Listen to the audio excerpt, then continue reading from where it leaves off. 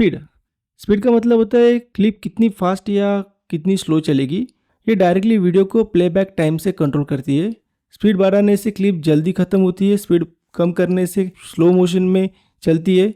अगर स्पीड 100% हो तो वीडियो नॉर्मल चलेगी, अगर स्पीड 200% हो तो वीडियो डबल फास्ट हो जाएंगी, अगर स्पीड 50% है तो वीडियो हाफ स्लो हो जाता है। अगर आप वॉकिंग शॉट को 50% पे सेट करते हो तो मूवमेंट स्मूथ स्लो मोशन में लगता है। अगर ट्रैवल व्लॉग में लॉन्ग रोड क्लिप है, उसकी स्पीड अगर 300% करते हो तो टाइम लैप्स जैसा फील आता है। स्पीड चेंज करते वक्त ऑडियो पिच भी इफेक्ट हो सकती है। पिच को हमेशा ध्यान में रख के स्पीड बढ़ाए। स्पीड से आप टाइम और इमोशन कंट्रोल करते हैं। फास्ट स्पीड एनर्जी दिखाती है, स्लो स्पीड मोशन और ड्रामा बढ़ाती है। ये ऐड स्पीड पॉइंट से आप स्पीड रैम्प इफेक्ट बना सकते हैं। स्पीड रैम्प का मतलब है कि क्लिप के अंदर स्पीड स्मूथली चेंज होना। ये सडन फास्ट या स्लो नहीं होता है, ये ग्रेजुअली और सिनेमैटिक होता है। सबसे पहले क्लिप को सेलेक्ट करें, जहाँ से आपको स्पीड चेंज चाहिए वहाँ से आप स्पीड पॉइंट ऐड करें। इस पॉइंट से पहले और बाद में अलग अलग स्पीड सेट करें। अब स्टार्ट में स्पीड नॉर्मल रखें, बीच में स्पीड स्लो कर सकते हैं।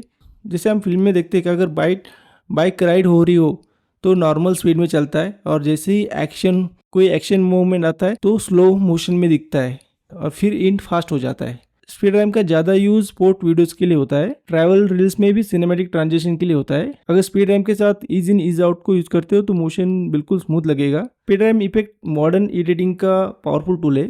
स्टेबलाइजेशन इसका यूज शेकी या हिलते हुए वीडियो को स्मूथ बनाने के लिए होता है। हैंड हेल्ड या वॉकिंग शॉट में कैमरा शेक कॉमन है। स्टेबलाइजेशन उस अनवांटेड मूवमेंट को एनालाइज करके करेक्ट करता है। ये टूल फ्रेम के अंदर मोशन ट्रैक करता है, फिर ऑपोजिट डायरेक्शन में करेक्शन को अप्लाई करता है। रिजल्ट में वीडियो स्टेडी और प्रोफेशनल लगती है। स्टेबलाइजेशन में 3 मेन मोड होते हैं, perspective, similar and translation. Her mode camera shake के अलग अलग तरीकों को हैंडल करता है। पर्सपेक्टिव सबसे स्ट्रॉन्ग मोड होता है, ये फ्रेम को 3D एंगल के हिसाब से करेक्ट करता है। रोटेशन, टिल्ट और डेप्थ मूवमेंट से फिक्स करता है।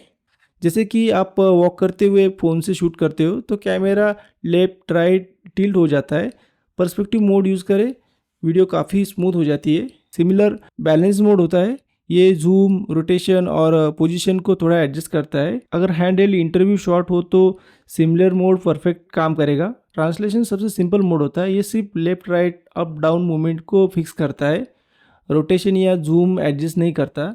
ट्राइपॉड शॉट के लिए ये बिल्कुल परफेक्ट है, इसमें क्रॉप बहुत कम होता है, फुटेज भी ओरिजिनल जैसे लगता है। अगर स्ट्रॉन्ग शेक हो तो आप पर्सपेक्टिव यूज़ कर सकते हैं। अगर नॉर्मल हैंड हेल्ड शॉट्स के लिए आप सिमिलर यूज़ कर सकते। लाइट वाइब्रेशन के लिए ट्रांसलेशन काफ़ी है। सही मोड चूज़ करें तो वीडियो क्लीन और प्रोफेशनल लगेगी।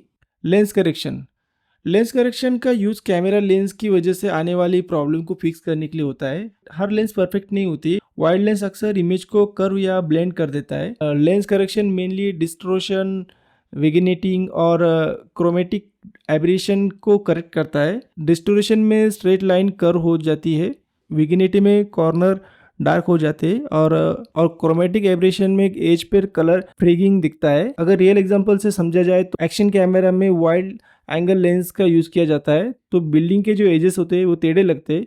लेंस करेक्शन ऑन करते ही वो स्ट्रेट हो जाते हैं। इसका बेस्ट यूजेस हम architecture shots, real estate videos, vlogs या गोप्रो फुटेज के लिए करते हैं। कलर है, बेसिक कलर करेक्शन में काम आता है। ऑडियो से हम वॉल्यूम को एडजस्ट कर सकते हैं कम ज़्यादा। इफेक्ट्स ओवरले ये इफेक्ट को कंट्रोल करने में काम आता है। आप कोई भी इफेक्ट ले लो, ये इससे यहाँ से आप उसको कंट्रोल कर सकते हैं।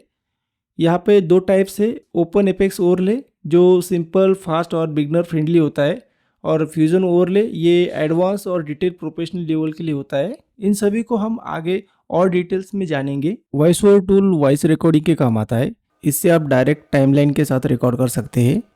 इस टूल का एक बहुत इंटरेस्टिंग फीचर्स ये है कि ये स्क्रिप्ट है, इसमें आपको स्क्रिप्ट याद रखने की ज़रूरत नहीं होती है। आप बस टेक्स्ट फाइल अपलोड कर दो, वो स्क्रिप्ट स्क्रीन पे टेलीप्रॉम्प्टर की तरह स्क्रॉल होती रहेगी, आप देख के नेचुरली रीड कर सकते हैं। बिगनर से प्रोफेशनल सबके लिए ये फीचर गेम चेंजर है। क्यू का मतलब होता है कि रिकॉर्डिंग के लिए रेडी पोजीशन। अगर गलती हो गई, दोबारा वहीं से रिकॉर्डिंग करनी हो तो क्यू से इजीली पॉसिबल होता है। रिकॉर्ड बटन से रिकॉर्डिंग स्टार्ट हो जाती है, स्टॉप से तुरंत स्टॉप हो जाती है और साथ ही में सेव भी हो जाती है।